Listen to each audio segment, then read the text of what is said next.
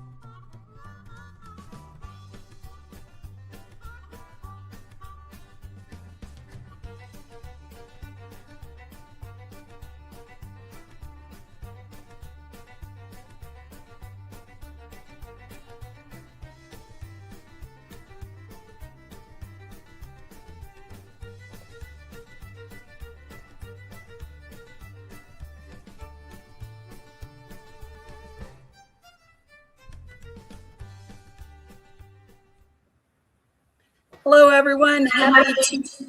It is Tuesday, March 17th, St. Patrick's Day. So happy St. Patty's Day. Today, I'm blessed to be joined by our newly commissioned Chief Continental Marshal, Paul Pappas, and soon to be Area 3 Chief Continental Marshal, Sean Sorensen. So we're going to learn all about the Continental Marshal Service today, and maybe talk a little bit about what the qualifications are and what the Continental Marshals are looking for in the training, and then maybe how they interface with us out here in the rest of the country. So welcome, Paul. Welcome, Sean. Congratulations. Thank you so much. You're welcome. You're welcome. So tell us a little bit about the history of Continental Marshals and Marshal Service, and how you came to be in the position you're in. Well, history goes way back, and it actually goes back to like Ben Franklin's Postal Surveyors. If you look into the Postal Surveyors, you'll see a lot more of what we do. But as far as history for me, I was a sheriff for LA County for the California Assembly, and I joined up with the Peacekeeping Task Force on the first meeting, and then became oversight with Peacekeeping Task Force in the early days. And Anna was looking for Continental Marshal, so she had reached out to us, and I believe at the time there were like 12 of us that stepped up, and others have gone other ways. And we actually lost one a couple years back, Al LaCou, who we dearly miss. But they were looking for a chief, and pretty much everybody took a step backwards and left me in the front. And it worked out great. I love the job, and I take it seriously. But from there, we've had some guys leave and new guys come on, and some guys that have been with me most of the time.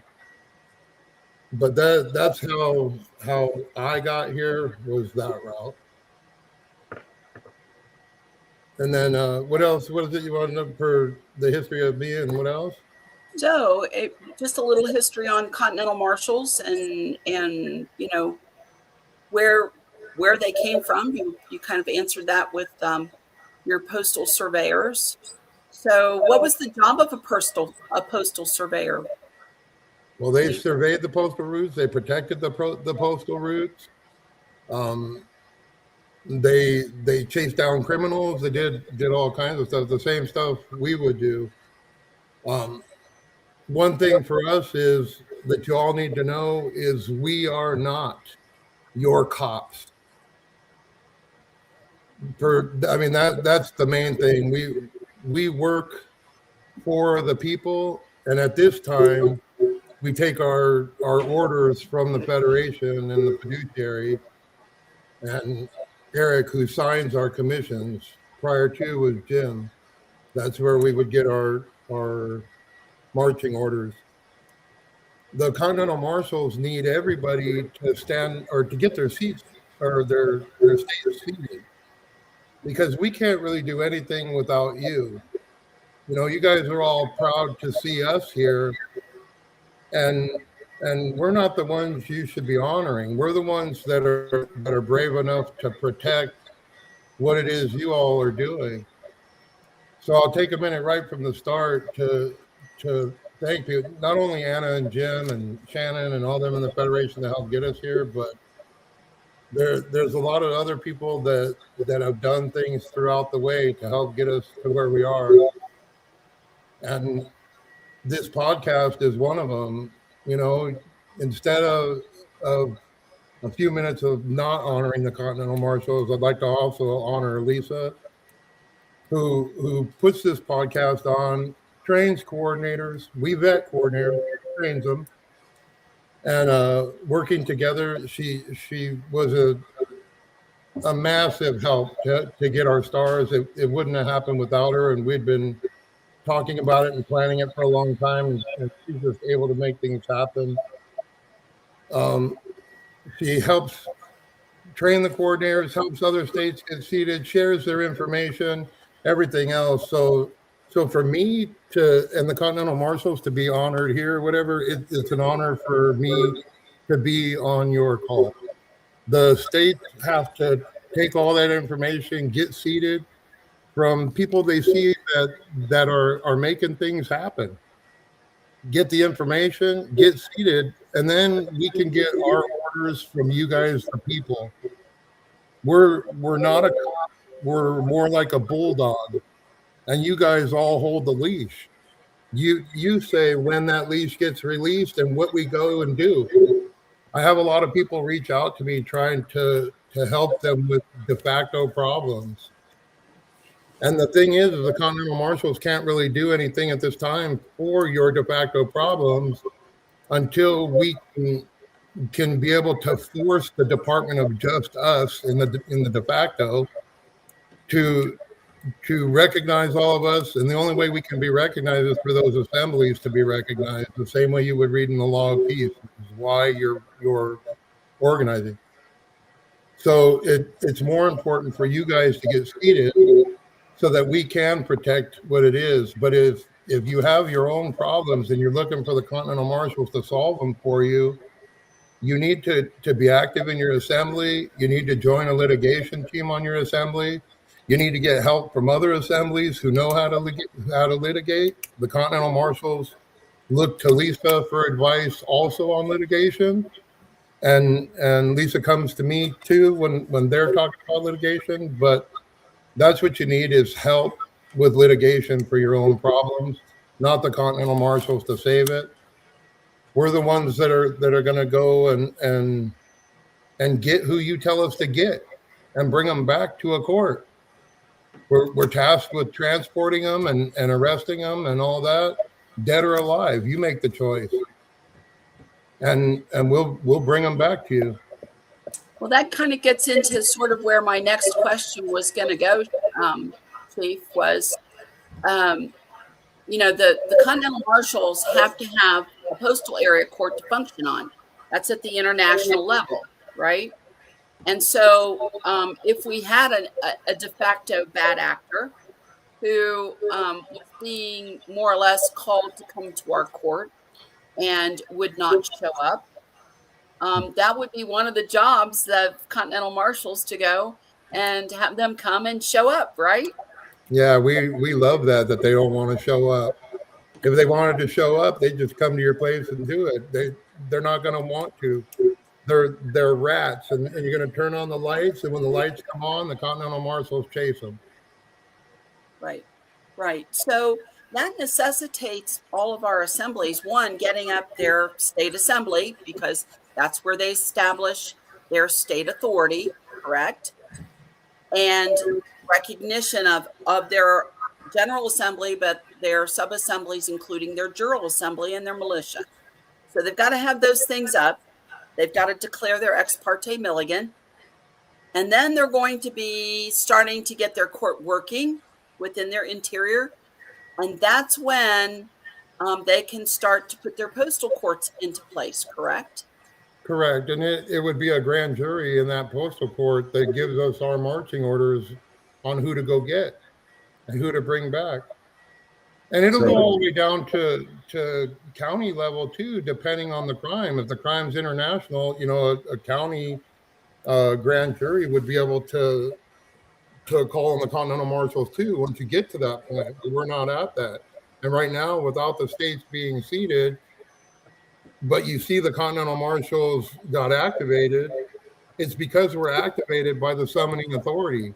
And it's the same reason why all of the assemblies are active.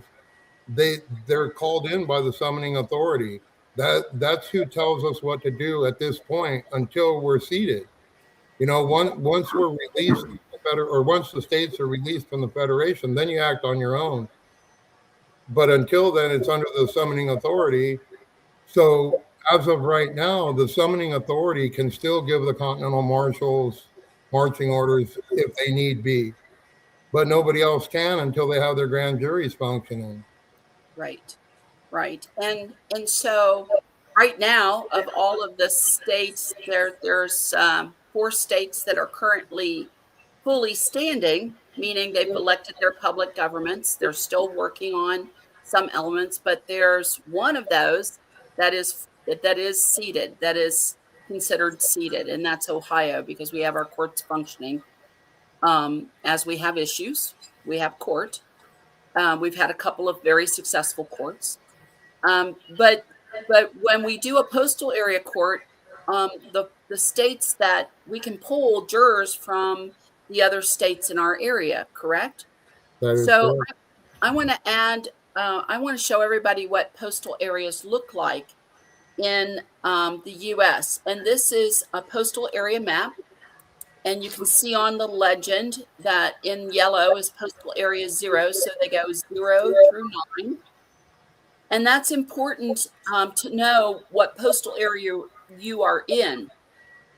So, and what states participate in your postal area.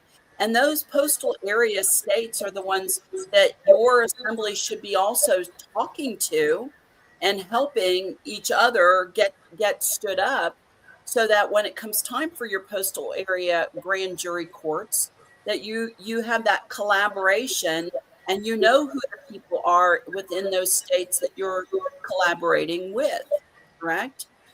And so that would be an international communication between your state assembly and the other state assembly that are within your postal area. So even right down to the postal area marshals, like Sean. Sean is in postal area 3, which was Tennessee, Mississippi, Alabama, Georgia, and Florida.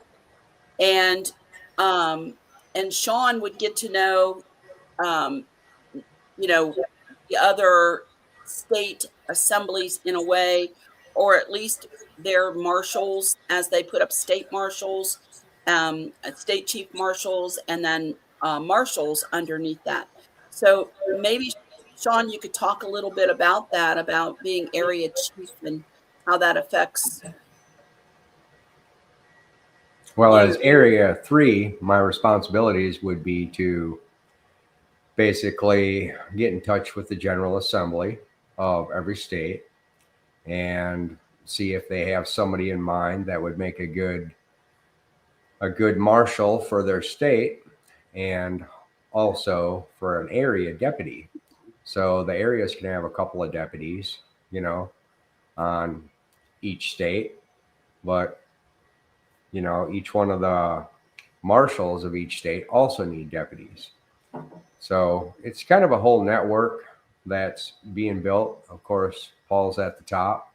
We need an area chief in each area. And how many we got now? 5? No, we're looking for 5 others. Area 0 area 4, 5, 6, and 7 all need area chiefs, deputy chiefs, and state chiefs. Right. So understand that whatever your postal area code starts with is the postal area you're in. So that will give you the first indication as to what your area is. But your assembly needs to get, needs to get their people active and get your jural assemblies as well as your other assemblies all up and ready to roll, because that's going to be important in terms of being able to hold a postal area court, as well as have a Continental Marshal then enforce the orders of that court. And that's kind of the process, isn't it? Yeah, exactly. Now, another thing too, to add or whatever for Sean, Sean says I'm at the top, which I'm kind of like a spokesman, the same way you are, Lisa, for the Ohio Assembly. The people tell you what to say and you say it. And it's the same way here. I'm that main face for the Continental Marshals, but I don't make any decisions without my joint chiefs, the area chiefs. So there's 11 of us that make decisions together once we're full. Right now, only the ones that we have, and none of us ever go anywhere alone. And I would like to add that for all of you guys too. There's so much problems out there and all that. I don't go anywhere without what I call counsel. I bring counsel with me so that everything that's said, I have an eyewitness that's right there with me. And Sean would do the same. If they called him into area 3 to talk or whatever, Sean may call on me or one of the other area chiefs to accompany him. But we always have at least 2 that go together. And whenever you guys are doing stuff, you should have somebody with you too, just as a living witness. But don't get it wrong. The area chiefs have a lot of authority within the Continental Marshal Service. They're each in charge of their own area. They're each in charge of picking their deputy chief and picking their state chiefs. I don't do that for them, although I do have a voice within the chiefs who gets hired as a chief and a part of the vetting. But these guys manage their areas, and then I look at all of their areas to see, okay, someone else is having problems, or Sean, Sean, you're not doing this as well as area 9 per se.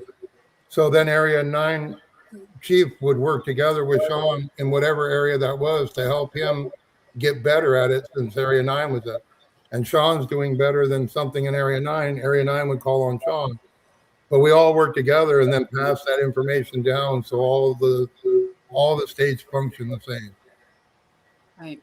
And that kind of collaboration is important in everything that we're doing, especially, even within the state's assemblies. We're all trading ideas. We trade paperwork. We trade all kinds of things going on. And that collaboration, yes, we are Ohio, right? And we'll do what Ohio needs to do, just like Tennessee will do what Tennessee's going to do. They might use some elements of somewhere else to accomplish something that they found successful. But it doesn't mean they're going to do it exactly that way, right? But that it's the collaboration and the strength of knowing each of our states and being in communication and contact with them that gives us an absolute strength to what we do as states assemblies, and eventually towards our Continental Congress. Mm-hmm. So tell me, Paul, how would our Continental Marshals interface, say, with U.S. Marshals? Well, we're one step above U.S. Marshals. U.S. Marshals are considered, federal law enforcement officers, LEOs, and all of that functions under an umbrella corporation. That umbrella corporation is the Department of Justice. So I'm sure we would have to have discussions with them, with the Department of Justice, but at the same time, the law enforcement of their whole de facto system would be federal marshals. What they consider to be federal, they stole that from us. Sean and I are actual federal marshals, okay? But we use the term Continental because the federal marshal had already been, pretty much molested. So we would be able to tell the U.S. Marshals, and this is where it comes down to being able to help people is, hey, you got an American in one of your jails or whatever, and the U.S. Marshals deal with that. They're embedded in those courts. Like, you need to get your act in gear here on our land. You bring in this court from the ship on our land, and you got one of our people in there. You need to release them to us when we get to that point. Now, if we tell them, hey, you guys don't get your act in gear, it's like you got to go running around and arguing with these marshals. I don't necessarily play that way. I go straight to the top, the head of the U.S. Marshals, and tell them, if you don't get your people in line, that's who we're going to come arrest and bring you to a land jurisdiction court. But that postal court has to be active. And we have somewhat set it up for Area 4, even though there isn't an area chief there. I cover all of the areas that don't have coverage. So we were going to help use the postal court for Anna. So Lisa was able to set that up with the 4 states on Area 4. And then I become that Continental Marshal for it. But we are interviewing guys for that position. That postal court would be running, and we could get orders from their grand jury that says, hey, go pick them up. And that's who we would do. We'd go after the head of the U.S. Marshals for not sticking to the Constitution and not following the rules that our forefathers have written for them and that we're enforcing as people. Right. Yep. That's right. So, so when it comes down to that, so there'll be communications between your office as chief and the head of the U.S. Marshal's office through the Department of Justice, right? Or just. Yeah, now that could be how it works, but at this time, the way Anna has it set up is the peacekeeping task force is working on the communications on the outside. So that may end up going through them, but it would still be the peacekeeping task force letting them know that we're here, and this is how we deal with it. But I would assume it would be Joe Hayes notifying them. Joe Hayes is a former Continental Marshal and knows how to handle it. So he should be able to talk to them with no problem and get it straight. And if not, then it would be tasked to us to go talk directly to them, whether it's to them or the Attorney Generals, the Department of Justice, JAG, all of them we could be tasked with dealing with, along with patrol. We'll be patrolling the inland navigable waterways, ports of entry, all the shipping ports, all the airports, all the train yards, all the tunnels, everything you see pretty much in the Epstein files would fall under the Continental Marshals. And when they say if they release those files, the whole system would crumble, that whole system they're talking about would be arrested by the Continental Marshals and brought to trial on our own land. That's kind of what we deal with, is those areas. Right. Good. Well, that kind of gives us a really good idea of the types of activities that you'll eventually be involved in as you get more personnel. Obviously, that is going to take more personnel to be able to do, but you're not playing the Leos like traffic cop or state patrol or any of that. So, boy, do I have an attorney general that needs to be spoken to. Every one of them. Every one of them is attorney general. Well, and the fact that they refuse to recognize our state of states refused at this point to recognize the state authority um, that is actually our state assemblies.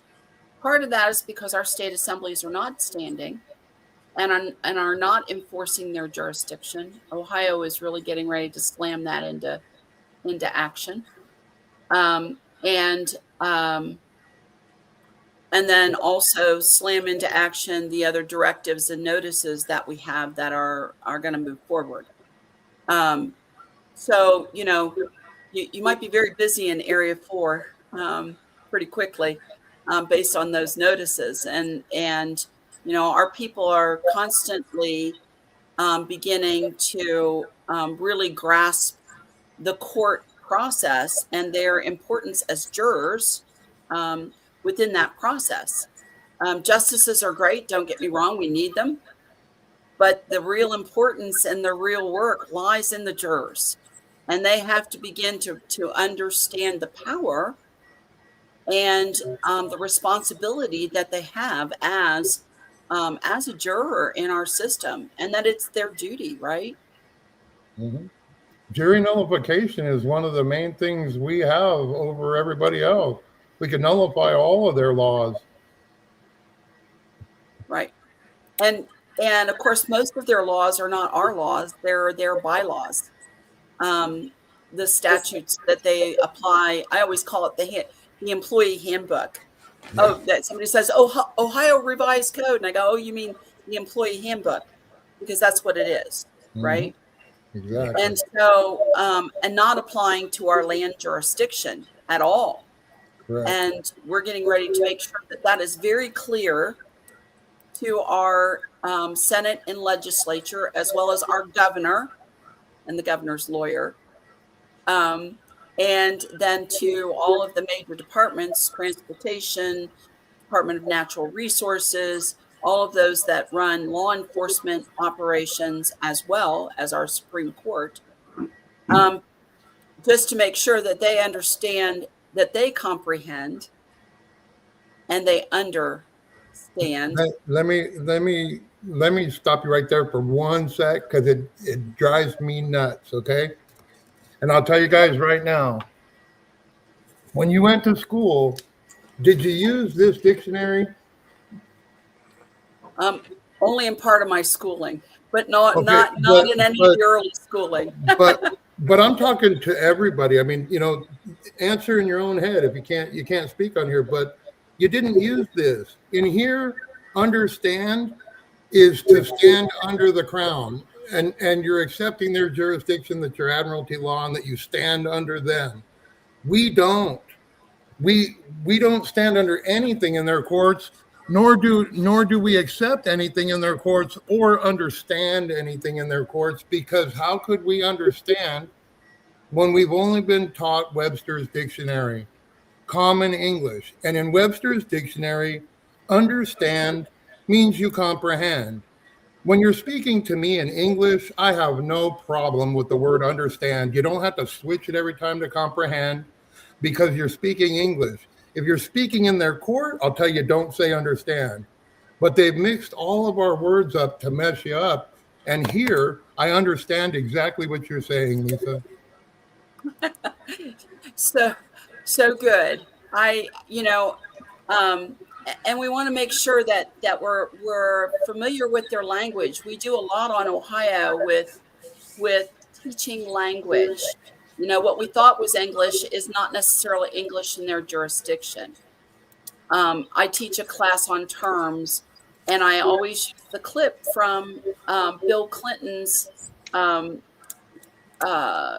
deposition from his impeachment depositions, where he talks about the meaning of is, and the meaning of alone. You can never be alone in the White House, right?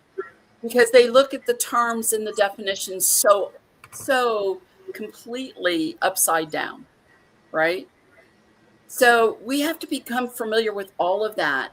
And when we go into our courts, we speak plain English, but we have to be ready to kind of circumvent the definitions that they're going to bring, and be ready to say, this is plain English, this isn't legalese, and our definition is you're going to comprehend.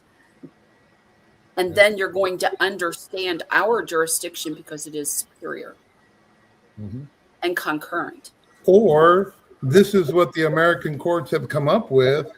And if you didn't learn our language, the Continental Marshals will make sure you understand afterwards. How about that? How about that? Oh, I like that. I like that really well. That's what it's there for. If they don't listen to the English words you speak and come up with in your courts, then obviously there's a problem between them. And if that problem has to be settled in the international jurisdiction, it'll be a Continental Marshal. And if it has to be settled on your county, it'll be your sheriff. And if it has to be settled on your state, it'll be your own militia. Right. So, so the Continental Marshals, they get their orders from a grand jury and or a trial jury, correct? So correct. Depending on what the case is, whether it's international or not, as long as it's international jurisdiction, we would get marching orders from that grand jury. And in the meantime, we get our marching orders from the summoning authority, from Anna and Eric. Right. So this is what you would kind of consider as the long arm of the law, correct? That's what the term really did mean, was because you can operate in any international jurisdiction. It doesn't matter that I'm on Ohio and somebody might be in Alaska, or somebody might be in Washington or in Florida. The long arm of the law is going to reach them if our postal area court says internationally, this is what this is. Correct? That's correct. That's exactly correct. All right, good. So it's all about our court processes and how we put that into play, how we bring that forward from our, whether that's nullification or it's an indictment and presentment, right? And, you know, when we get them to a trial by jury, then it's going to be based on, you know, what is actual factual law on the land itself. And that's where we have to really begin to study to know what that land law, what our unalienable rights actually are that are being trespassed upon by the corporations and the corporate agents. Right. Okay. So that's kind of that. They just can't. You can't just go out and investigate and arrest someone. We can't just go out and investigate and arrest, but we will be tasked with patrolling our borders, you know, and making sure that nothing's coming out. Right now, we have a lot of crime on our land that has to be dealt with, not only within our own courts and the Continental Marshals together. We have to deal with that. Once that's done, then we would pretty much just take care of our borders and any ports of entry and stuff like that. A lot of the stuff you'd probably see with customs, you know, we'd be the ones boarding ships and making sure there's no trafficking of drugs. And when I say drugs, I don't mean what they classify cannabis as or marijuana, because marijuana is a class 1 drug, but cannabis is not. They're two different things. So, you know, we're not out there looking for cannabis, but if they're trafficking arms from international if they're trafficking, you know, fentanyl or the heroin into Hawaii type of deal, you know, when they don't have anything there to make heroin, it's coming from outside and it's harming people, whatever, we would deal with that. But once everything is set up and done, you'll have a sheriff on every county that will protect that county from all trouble. You'll have Continental Marshals that can assist the sheriff if they leave those geographical boundaries of their county. We can pursue them where they can't, and we can bring them back. And then you'll have us just facing out to sea, and making sure nothing is coming in that's a problem. So, I mean, we would investigate there and keep watch, but I'm sure whatever we're tasked with will come down from you all. You'll tell us what you want us to watch, how far you want us to go, whether you want us at the ports of entry between each state of our own.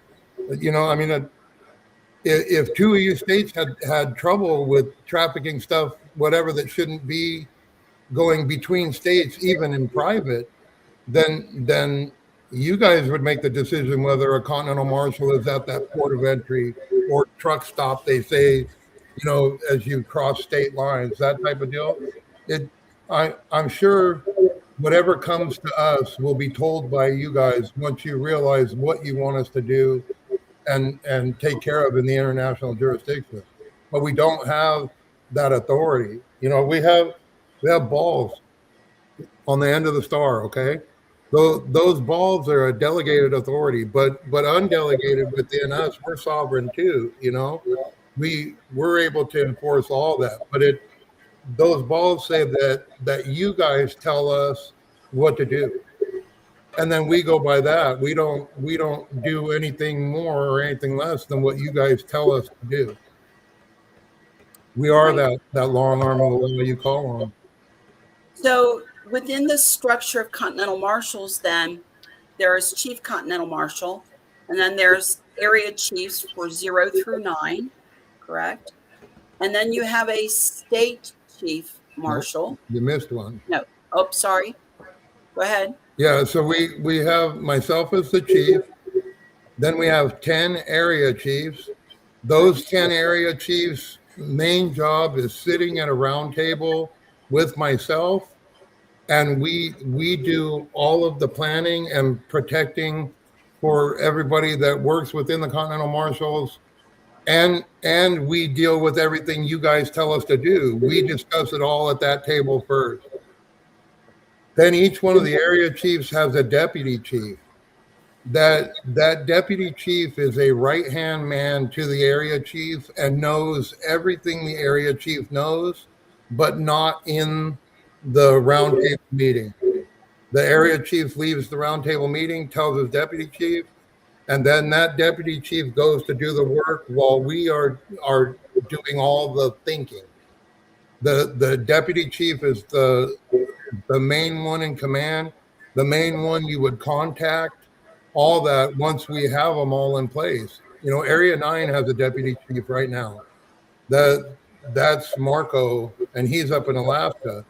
Marco is who you would contact if you wanted anything done with Area 9. And Marco would bring that to Dave Kim, who is the chief of Area 9. And then Dave would bring that to the table with all the area chiefs. And then that deputy chief hires a state chief for each state. At the end of that, you have 71 commission chiefs, one for all 50 states, a deputy chief for each area chief for each area, and me. 71 chiefs total. Then you'll get down into the state where then it's deputies, and we can pretty much deputize anytime for any reason, whatever. It won't be a full-blown commissioned marshal like we are. Our area chiefs and deputy chiefs would log the star, the number as to who has it, what task they're given, how long that task is. It could be, you know, a day. It could be one mission. It could be 2 weeks. It could be a year. You know, could be 2 years, who knows? Whatever it is, we can commission them for that. And then once they're done, that star comes back into our possession and they're no longer a deputy. But we will probably have more like a senior lead deputy on the states that works directly for the state chief and is the one that passes all the information out and goes along with who's not actually commissioned. You know, that senior deputy would actually be commissioned. And we're talking multiples. You know, when we get down to the end of it, you would probably have a senior deputy, at least one on every single county. Right. Right. No, so I mean, as it keeps branching out, it's good that the needs are going to be there for people as we grow, as we continue to add to our state assemblies. You know, we need all of those brave men. Now, I know that there was a question in the box about what about women? Um, so I already know the answer to that. But go ahead and if you'd like to talk about that. I'd love to answer it because I know it's going to come out, and I know how I feel about it, and it's just I'm the chief, and it can be easily changed if I weren't the chief. But I believe the women are loving, nurturing, caring, and ones that we believe to protect. I don't believe in uh, women going into that battle, although there are plenty of women out there that can handle it. And I'm not saying down the road as far as deputies or ones we deputize, that there's women out there that can handle it. But as of now, within the chief structure and setting everything up, we are only hiring men, and we're hiring chiefs, and we're hiring ones that have something to bring to the table. You know, they already can deal with management. They have certain skills, and sometimes just heart and determination is a skill they're bringing to the table. But as long as they can manage, then that's what we're looking for chiefs to make sure that as we bring this all the way down through the people we just listed, that game of telephone doesn't mess up by the time it gets down to the people that are actually doing the work, because we're all those chiefs are responsible for life, limb, and eyesight of every Continental Marshal deputy that is working for us and going into harm's way. So. Now that doesn't mean that you couldn't, if you had a particularly sensitive issue that was going on where you might be, say, rescuing trafficked children, that you wouldn't deputize a woman to go not into the harm's way, but to assist in terms of the recovery and kind of nurturing of those children to begin with while you got them situated within the system. Is that correct? That is absolutely correct. We would function, when it comes down to deputizing, we would function the same way a militia would. And as a matter of fact, at that time, we might be calling on a militia in that area, wherever that is. There's a tunnel where they traffic children, and that tunnel happens to be in Ohio. We would contact the Ohio Assembly via the Marshal at Arms. The Marshal at Arms would bring that to the Assembly, and then we would request the militia. That militia would come with women and everybody that would help assist in the rescuing and nursing and protecting and all that. But at the same time, we also have to have a whole headquarters and infrastructure and all that. I have women on my vetting team. I have more spots for women on vetting team. I have spots all within the Continental Marshal's headquarters, along with education, training, all that. Any position in the headquarters, I don't care if it's men or women. When it comes down to a gunfight and all that, I don't want to see women die. And I know that you guys are more than capable of shooting, because everybody knows a woman can shoot better than a man. We've seen it. We've seen it time and time again. I have no problems with that. But I only want to see a man get shot back at. If I'm not trying to go against women themselves. I know they can handle it, but I don't want to see a woman get shot, and it just won't happen on my watch. Right.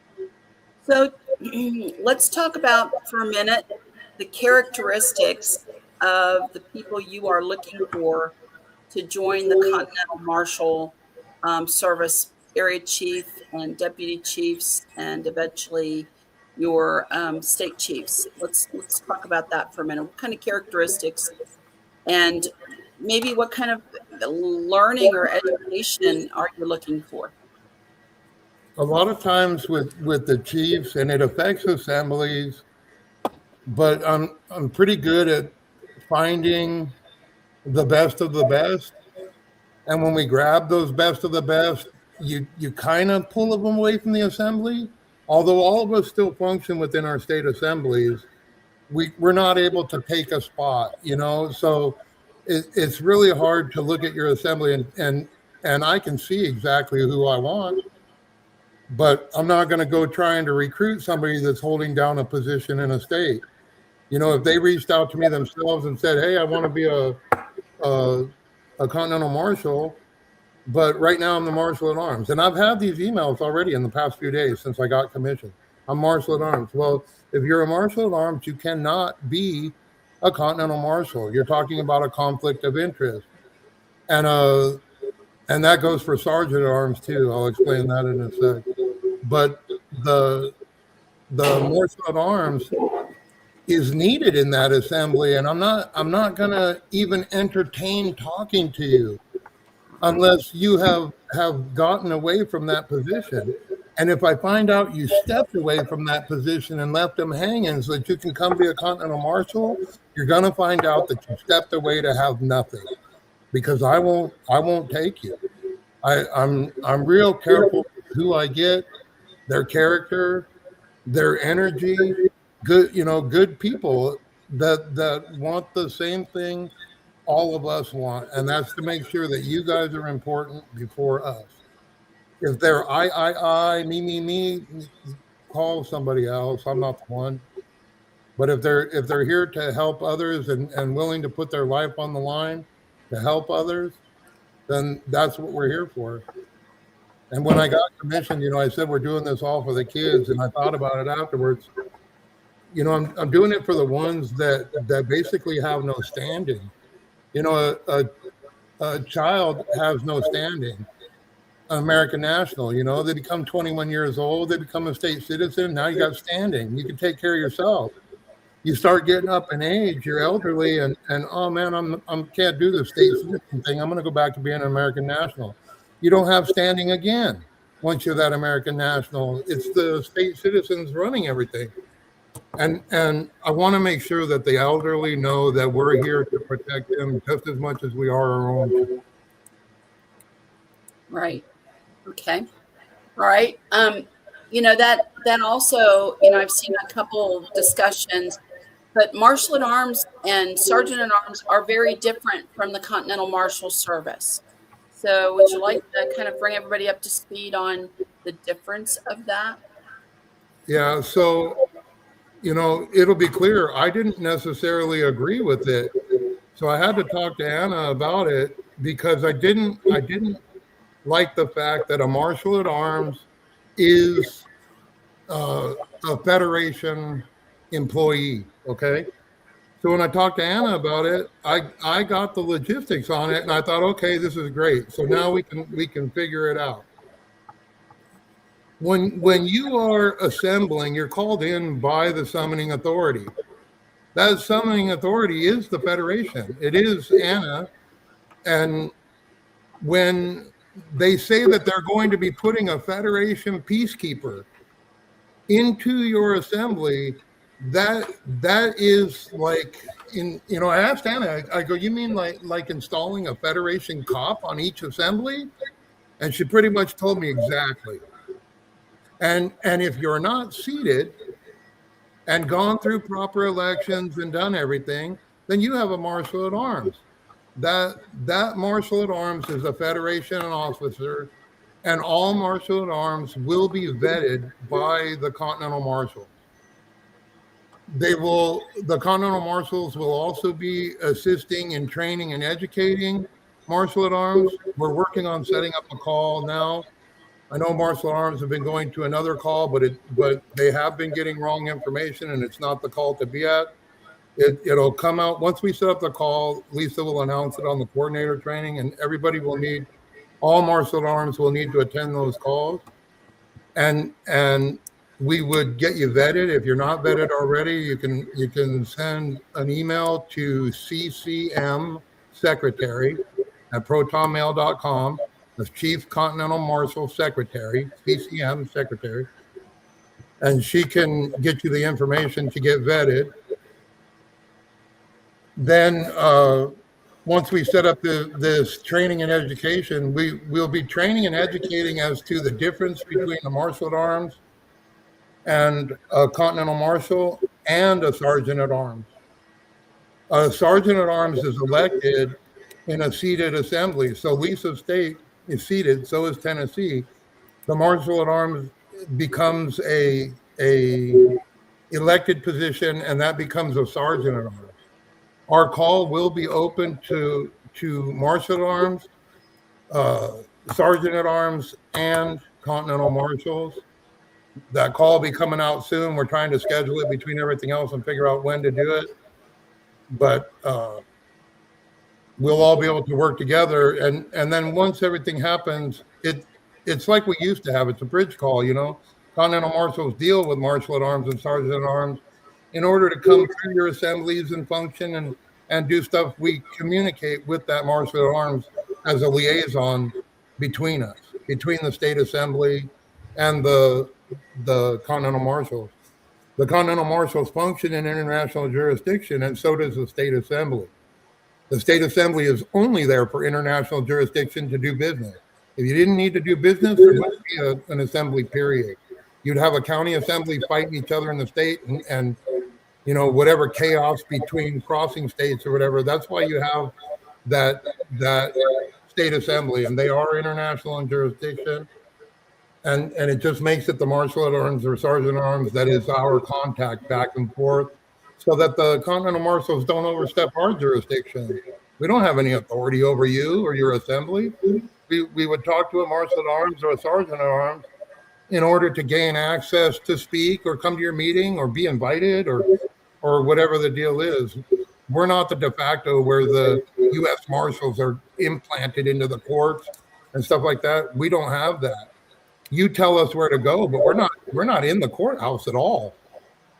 At all. We may be outside it, but we're not inside it. We got nothing to do inside that building. But when you're talking about a state assembly, the Marshal at Arms and Sergeant at Arms are required to protect all of the state citizens and members of their assembly when they're inside that building.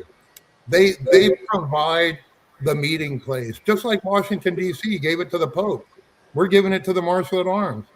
You provide the meeting place, you provide the security for all your people, you protect all the elected seats because the people elected them and they elected you to make sure they're safe.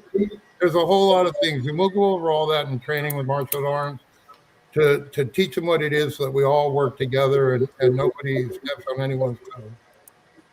All right, great. So the Continental Marshals, they work across the country in international jurisdiction. But a Marshal at Arms is really, especially when they become Sergeant at Arms, are basically, for lack of a better term, an employee of the state assembly, not the federation. They're with the and they have a state border, and they function within the state assembly. The county Marshal at Arms functions within the county itself, right? Yeah. So, now they don't have a state border either. You have a Continental Marshal state chief or whatever that deals with the geographical boundaries of your state border. Right. You have a sheriff that deals with the geographical boundaries of his county. You have a state assembly that deals with the geographical boundaries of that function, that right. Building, that assembly, when they leave, their protection at home. You know, you're the chairman of Ohio. The Marshal at Arms would be responsible making sure that somebody's protecting you if it's in danger, if your life's in danger or anything like that, that you have security or whatever. They're there and they're elected by the other kings and queens to make sure that everybody they elected stays safe. And then they take a public affirmation and after their election and they affirm they're going to do that. And when you affirm, you better stick to it. Because if you affirm and you don't do it and you end up a crime or whatever, the state assembly functions international jurisdiction. You are taking that affirmation in international jurisdiction. If you take a seat or affirm or whatever, and you do not do it, and they put you out or you're a problem, it will be us you're dealing with. They'll have us come pick you up and bring you to that court. If you have a rogue sheriff on a county, the sheriff is the highest law of the land. But that don't mean that a rogue sheriff now overpowers your county either. The county can come bring court, say that, hey, the sheriff is rogue. A grand jury orders the Continental Marshals to bring him into trial. The Continental Marshals have the authority to come in, arrest that rogue sheriff, bring him to trial. You guys deal with it. And then you elect a new sheriff and put him right into place and keep on going on your county. It's the only time we have any power over a sheriff. It's the important words in that is that the people are the ones that are in charge. It is the people's voice, their vote, and being on a jury is a vote, that drive every action. And we have to remember that our voice and our vote are extremely important and essential to our state assembly, our county assemblies eventually, and especially to our courts. Mm-hmm. And when you're making that voice and vote, don't go, hey, my whole group of friends, they're all saying vote yes on this. You know, somebody's going to make a motion or a move. When somebody makes that move in your assembly, think about it, man. This is affecting my kids. I don't care what group of friends. Who, what, where, when, why, the whole thing as to what that move is. And think about it, because whatever it is, these people just made a decision for your kid. So you better know exactly what they're talking about, know the pros, know the cons, and then vote accordingly to the way your morals and values fall. Right. I just last week in coordinator training told the coordinators, you know, every time we make a move and we vote on our assembly, we're creating the law. We are creating law every time. And so we have to be very specific and not general in those laws, too general in those laws, that they can basically be nullified because of being too vague. But at the same time, we have to be sure that that law is not only something that appears now, but will be relevant in the future. Mm-hmm. And that's a real important point about what we're doing in our state assembly and our jural assemblies. If we have to make sure that those laws are when we establish them are good, valid, and make sure that they apply in the future, not just here and now. Yep. Not in this situation, right? We have to look at the whole situation all the way out and through. Okay? Yeah. And then also we talk about all these things too to get our side of the view. Sean and I both host a town hall. The Tennessee Assembly puts the town hall on, and we host it together. Just open discussion, no agenda, no nothing. We never know where the conversation is going to go, but it comes out in the coordinator call. Debbie Jo puts it out there that we do it, but I don't know if everybody that watches the show actually gets an invite and all that. So, I mean, if you go to the TennesseeAssembly.org, you should be able to find the town hall link. And we do that every other week. You can see when that is. And a lot of times, Lisa, the three of us right here are on it together and answering calls or answering questions and everything else, where you can be involved instead of just watching us here on a podcast. You can actually talk. Right. So, Paul, talk to me about how important the two of you, Sean, weigh in on this, think that it is that our Continental Marshals really are educated in the way our assemblies work. Go ahead, Sean. Well, it's highly essential for each one of the Continental Marshals to know how the assemblies work and how the jural assembly pillar works, how the militia functions, and how how the counties function within the states. I mean, we can look at it as we're Americans, and I think about this every day. All the kids that I went to high school with that were taught just as dumb as I was, that didn't get the education that I got by, getting some of the information of Anna's and hanging out with like-minded people. Paul likes to say we do this for his kids, for your kids, our kids, but we do it for our neighbors too. Our cousins, our uncles, our fellow U.S. citizens that don't run the de facto government. I mean, there's a lot of us out here that need this education. There's a lot of them out there that, really need to be informed on what's going on. And Lisa does a great job at it. Paul does a great job at it. Sean does a great job at it. All of the assemblies, put together, working together, sharing the information. The Continental Marshal's coming online.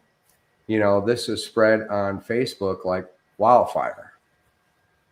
So I am super proud of everybody that I'm involved with, and I would just like to say thanks. Yeah. And then to add to it, the Continental Marshals are well-versed in all areas of it, because we've all been a part of it before becoming Continental Marshals. And the studying we have to do, there was one article, Anna said, like, if you're in an argument with a Continental Marshal, every one of us took a test and had to pass with 95% or better to be a chief. Anna said, if you're in an argument with a Continental Marshal, 95% of the time you're on the wrong side of the argument. And a lot of times we are major parts of peacekeeping within our assemblies. If a marshal at arms doesn't necessarily know how to do it yet, we're way involved in our assembly. And a lot of people think, oh, well, you're a Continental Marshal, you can't be in the assembly. Well, I'm a Continental Marshal by job. As an American, I still have property on a state. I still believe that assembly has to function properly, to take care of my property, to take care of my daughter, to take care of your kids, all that. It has to function properly. So I go to the assembly and I go like this, like I'm just Paul. It's just Paul. I don't come into the assembly as Continental Marshal. Now, if I do see a problem, I'll tell you straight up, okay, I'm putting on my Continental Marshal hat, and now hear me out. This is what it is. But for the most part, we just function as men. That's all we do in our assemblies. But we are very well versed on our assemblies. Every one of our guys are. And a lot of people don't think we can be there. I'm telling you right now, Continental Marshals can be involved in everything on your assembly that an American national can be on. They can be on any committee, except for General Assembly, Marshal at Arms, Treasury. Those are conflicts, Ombudsman. Those are conflicts of interest.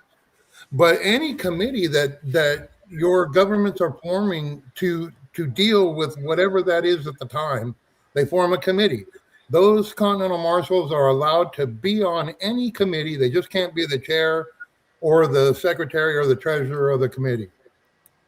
Other than that, they can speak, they can make moves in your assemblies, everything. Don't think that because we got a star, we're not people anymore, because we got the star because we're tough people. Don't push us around in our assemblies either. Right. And, I think you bring a really important point to it. And, I think that anyone who is going to be involved in terms of any aspect of our law should actually be involved in our assemblies. So they, one, know how our assemblies work. They comprehend, how all the roles function, interact, how the committees kind of interact between the committees.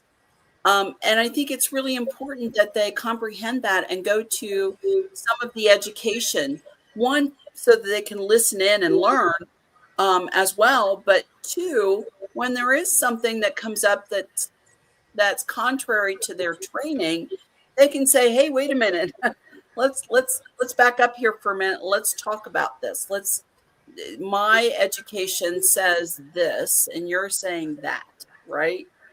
And try to, kind of begin to help our assemblies bring all that law together, because the body of what we do, the maxims of law, our public laws, our natural laws, all of that's got to come together for us to know what we're doing within our juror assemblies and how to educate our jurors. And I think it's Lisa Schaefer thinks that it is extremely important that anyone who's considering, I don't care whether it's marshal at arms or it's sheriff or it's militia or it's Continental Marshal or state chief marshal or marshal, I don't care what level it is.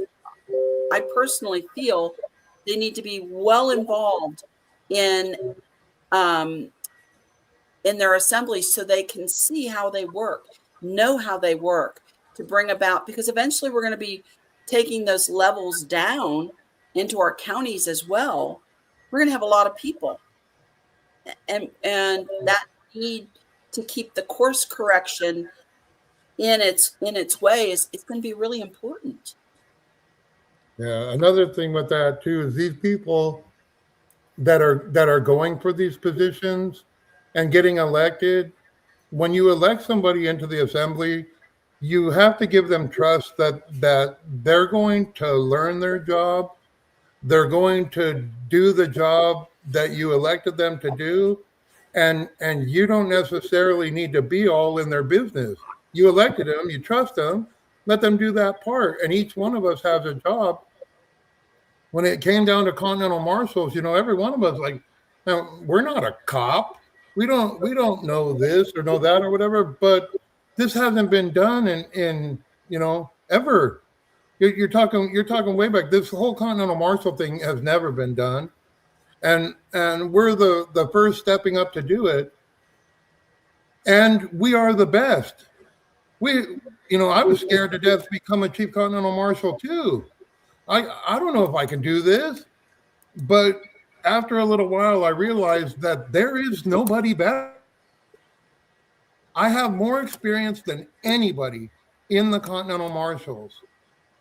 And I get that number one on my star.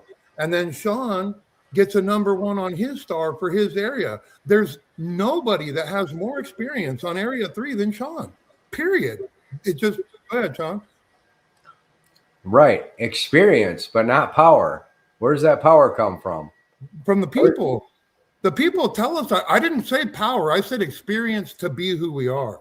I know that's what you said. That's why I pointed it out. Yeah. That experience, though, goes with any position you become. I have people ask me, well, I'm not military and I don't have any law enforcement experience. When you tell me that, that's a plus. I look at you. If you tell me I have law enforcement experience or military experience, you better say something else better than what you just told me. Because for the most part, I'm not looking for prior law enforcement or military.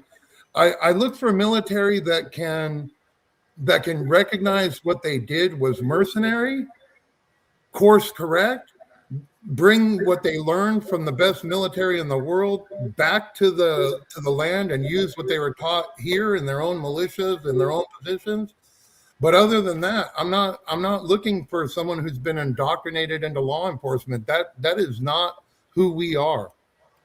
We want regular, good people with good values and not afraid. Not afraid. I've had guys come to me or whatever that are in biker clubs. This happened on North Carolina. Okay, and told me, hey, this guy's in a biker club. Okay, well, good. Let me talk to him. I talked to him, find out he's not in this biker club they had talked about, but the biker club he was in is a biker club that that dealt with all kinds of charities, and the ones you see where the bikers go escort a kid home from school because they're scared and all that. Abate, yeah. So I pick up one of the presidents to become a chief, who's now my chief for Area 2, Doug Cobb. Okay, who was all a part of that and still a biker. I've had other people come. I'm interviewing one right now. There's a Buffalo Soldier biker club. These are the type of people I'm talking about. When I hear, hey, this guy's in a bike club, wants to be a Continental Marshal, the first question I ask is, where's the rest of the club? All these people out there that claim to be tough and have formed all these clubs and everything else to get away from the crimes of this foreign government that's been on our land, come forward. Like, that's what I'm looking for. The ones that aren't afraid to go put a stop to it. That's who I'm looking for. The ones that everybody else in the de facto thinks you're a criminal, I don't. Unless you had a jury of your peers, I don't even think you're a criminal. And we deal with that. I don't look down on bikers. You know, I look down on thug gang members or something like that. I don't deal with stuff like that. But a biker club and all that were formed of military guys coming out of Vietnam that just wanted a brotherhood to stick together and all that. You got to know where they come from. And a lot of the people you've been taught to be afraid of are actually some of the best people around. So I am interviewing another one, and I wouldn't doubt it if more come forward, but I wish more would come forward to function in our assemblies and all that, and everybody else come forward that's not afraid. We always will have people that are afraid to do what we do, and that's why we're here, so they don't have to be afraid to do what they do. I don't want you to be afraid to set up your assembly. I want to be the one that bullies the bullies from stopping you. Agreed. Well, I've got just a couple of questions. Sure. So I'm going to show you a question. Is there an international arrest warrant out for someone like Bill Gates for murder in India, and royals in Canada? If there are, how would that process look to, does Interpol come to you, Continental Marshal, or how does that work? Interpol is international police, like we don't deal with international police. We deal with Americans and what comes from our court. Our courts would tell us, but when people start looking into it, like your Bill Gates, your Mark Zuckerberg, stuff like that, your George Soroses are people that bankers have confided in to be like their generals or they basically put a proverbial gun to Bill Gates' head and Mark Zuckerberg's head and make them do these things. But if they don't, they lose everything. And if you don't follow this whole satanic ritual government that they're doing, then you get eliminated. So Bill Gates and George Soros and all them guys, they're all cowards. They're the ones that are given money to do the work. They're not the ones to do the work. It would be a better question if there was an international warrant coming out of the American States Assembly for the Rockefellers, for like that. You don't want to mess around with the little guy. Bill Gates is the little guy. I want the head of the snake. And when you take that head out, all the Bill Gates and George Soros and all that, they all go away. And then, then you come back to our own assembly where you can be stateless. You can be a nomad. That's what they will be. Nobody will want them even functioning within our government or living on the state, whatever. They will move from state to state while the elders throw stones at them. They will just keep moving. I wouldn't worry about your Bill Gates. There's a lot bigger problems than that, and that's what we're here for. Bill Gates is small time. You guys can go get him yourself. Okay. Here's one. If our Marshal at Arms was already vetted by our vetting committee, meaning a state vetting committee, before the Continental Marshal was ready to do the vetting, does our Marshal at Arms need to now be vetted by the Continental Marshals too? The Marshal at Arms is a federation position, and they get federation vetting, which comes from the Continental Marshals. Your state vetting doesn't do a Marshal at Arms. Your state vetting would do a Sergeant at Arms. But a Marshal at Arms, if you are not seated yet and you are still under the summoning authority, that Marshal at Arms will need to be vetted by the Continental Marshals. Okay. You're going to be busy. I'm already busy. Since I got my commission, my emails have been blowing up. That's great. It'll keep you out of trouble. Yeah. All right. Let me look through here. We have 2 new volunteer coordinators on our assembly. Are you able to tell us how these folks can be vetted by the Federation and whom to connect with? Before we answer that question, though, it is a matter of whether or not your assembly is recognized by the Federation. And so we have some assemblies that have split, especially in some of the other countries. And because of that, they've set up other side assemblies at this point that are not necessarily recognized through the Federation of States. So I don't know where Anna stands on that exactly. And it's really a matter of Anna to recognize the assemblies before there can be vetting of coordinators and those types of things. Am I correct, Paul? Yeah, that's correct. And we all work in tandem. So vetting is just like on a state. It's our opinion. We give our Continental Marshal opinion on whether somebody is good for all of the people on that state.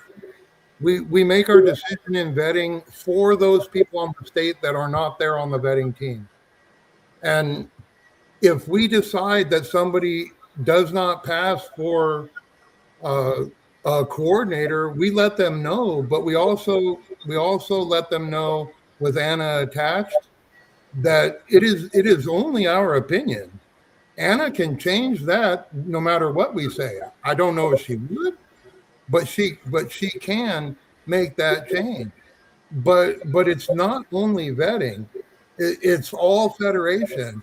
Anna gets somebody that steps up to be a coordinator, and we're not talking about out of the country, okay? Although we'd love to help assist you with whatever, if you want to see what we're doing and stuff like that, we'd be glad to help assist you. But we're talking about within the United States of America, our American States Assembly. Man, I just lost train of thought. Man, Yeah, go ahead. I switched to other country and lost my whole train of thought. I would just like to add to that vetting question, that the Continental Marshals take that very, very, very, very seriously. Well, I mean, we really want to see, qualified, authentic people in those positions in order to get your state stood up. So, we really take it seriously. Right. And what I was saying was the Federation. Oh, sorry, Lisa. I got my train of thought back. Okay, what I was saying is the whole Federation works together. The states go, okay, we got people that want to be coordinators. They step up. They go through vetting to make sure that they can even pass through to go be coordinators. Then they go through Lisa's training and other different coordinator stuff that's going on. They go through all that. Then Anna recognizes them as a coordinator, and then they're able to function on that state. So they got to go through all of that in order to become that coordinator. But Lisa is tasked with teaching them, and we are tasked with vetting them. Right. Okay. Here's another question. Mm-hmm. How do Continental Marshals work with the international courts, or do they work with international courts? Define international courts. Yeah, our state courts are international courts, sort of, on our state. Yeah. Our postal area courts are international courts. But if you're talking about like the international courts of justice, that would be a big no, correct? Yeah, yes and no. I believe it's Anna deals with the ICJ, and we're not necessarily dealing with it. Although down the road, I'm sure the states will be. And then annually it'll be the whole confederation of states that's dealing with them. But um, I don't know what I'm going to do. You're going to tell me that, but if somebody from your state needs to be extradited from another country, obviously that's external. Are the Continental Marshals responsible for going there and very likely, but it would be your guys' division who does that. I don't see anybody else that would deal with the transportation unless through the courts you're forcing them to transport them back. And then I don't even know if that's safe. It might be that the Continental Marshals travel, get them, and bring them back. But when we land on somebody else's land, we're granted safe passage. You're talking global law there, the air jurisdiction. Well, the district courts are international in nature, correct? Yeah. So if the grand jury of the postal area, makes an order or a summons, right, then we would have to deliver it to the district. So there we'd have to deal with them. Yeah. But if it's an actual American national, we might not even be dealing with them. If it's a U.S. citizen that was actually born on our land and doesn't know they're American yet, we could force them to bring them back, through their extradition through Donald Trump and his territorial government. Okay, so I've got one more question. Will Continental Marshals interface with the state courts? Of course, I believe we've discussed this. If you're listening, the states are international, and they can bring down an indictment or some type of other order or law that would then affect a ruling in the state of courts, right?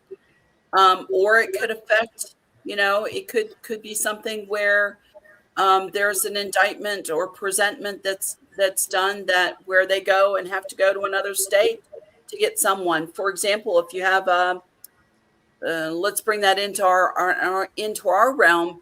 If we had someone who let's say was a treasurer, and they stole money and went to another state, if our state court grand jury indicted them and there was a presentment, meaning there is a warrant for them, then the Continental Marshals would be the guys to go to the other state and get them. Mm-hmm.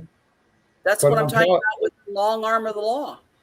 Yeah, but on top of the Continental Marshals interfacing with state courts, the state justice is interfacing with postal courts. So I don't know all your areas. I know mine. I'm in Tennessee or whatever, but our elected and seated justice, Ken Borsig, okay, his name is public.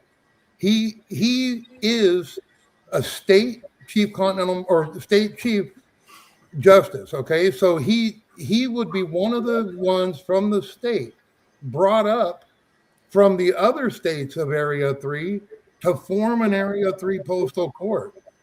So he may be the state justice, but he's able to function within the postal area, and he's a justice. He's not a judge like you would have on your county dealing with little stuff. He's a justice. That justice interfaces up into the postal courts, and then that grand jury and all that together in the postal courts is formed between the states of that area. So we all function together. The state justices, the Continental Marshals, the courts, we all function together. Right. Okay. Now, go ahead. They are talking about common law state courts, right? Mm-hmm. Right. Right. Okay. Well, guys, we are at just shy of an hour and a half. So believe it or not, time flies when you're having fun and discussing important issues. But again, my congratulations to you, Chief Paul. It's it's been a long road for you and for all the area chiefs. We're glad you're on that road now. It won't be long, and all of our area chiefs will get commissioned when their stars are all ready. Very exciting for all of you. So a little pre-congratulations there. And then I know that you all are going to be very busy getting your service all into place and put in place as the rest of us continue to learn and get to the point where we can hold some of these postal area courts as well as our state courts of justice to go forward. So we wish you Godspeed and his Lisa, blessing. can I say something real quick before you get Sure. rid of this all?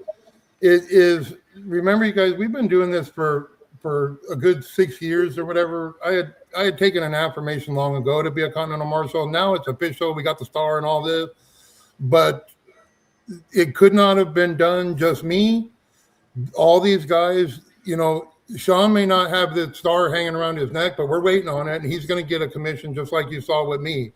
But I have put out a list on Facebook too, or whatever, as to who the Continental Marshals are. I have a meeting with them all tomorrow, and after that, I'm probably going to be releasing all their emails publicly so that their emails are flooded just like mine. But just because you don't see this star on his neck, just know that every one of the guys I put on that list that are already Continental Marshals, he is just as good without that star on his neck. He's already been recognized by the Federation. He is already a Continental Marshal, and nothing changes that with silver around his neck. It just makes it, you know, out there in the open for de facto and a public affirmation done for everybody. But he is already an Area 3 Chief Continental Marshal. Yes, I would agree with that. So, as I said, I wish you many blessings, especially blessings of safety and success. And we look forward to continuing down our lawful path and getting our states back into the place where they always should have been. Yeah. So. All over the world, join us on the Tennessee Town Hall. Open to everybody, U.S. citizens or American nationals. Bring your questions there. Right. Great. Well, thank you all very much Thank for joining you, Lisa. me. Thank you, everybody. We'll see you soon. Thanks for having us, Lisa. All right. Bye-bye. Thank you.